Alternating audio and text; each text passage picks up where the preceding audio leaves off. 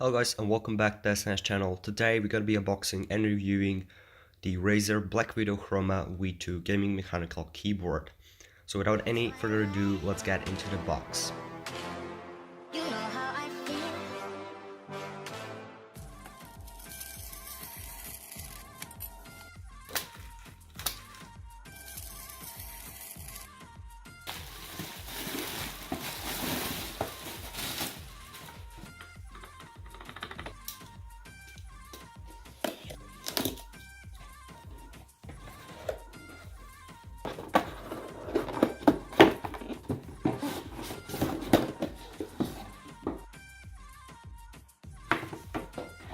Okay. This keyboard has orange switches, and these are the tactile and silent. Like every Razer switch, this have 4mm of travel, but the activation point is on 2mm. You can feel the bump when you come to that 2mm activation point. It's really nice for typing, but I also find it really good for gaming.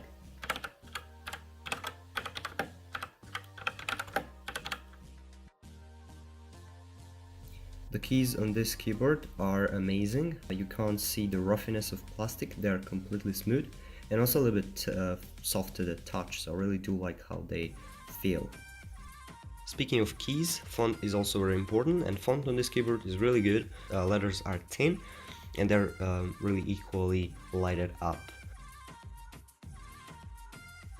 Speaking about build, it is made out of plastic, but it feels really solid. It's quite heavy, around 1.4 kilos.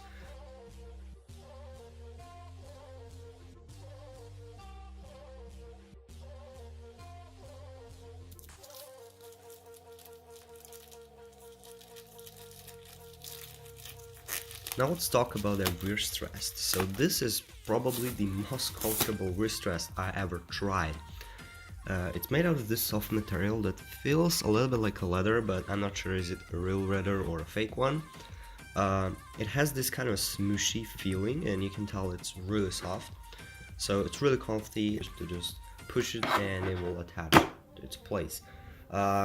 Also, you can just put it down like that and it attaches. You can't pull up the keyboard while the wrist rest is on, it will fall off, which kind of makes sense, I guess, but yeah. This keyboard does have a USB and a 3.5mm jack pass-through, which is really nice feature if you want to connect your headset or pretty much any other accessory. In Synapse app of this keyboard, you can apply any commands to any key.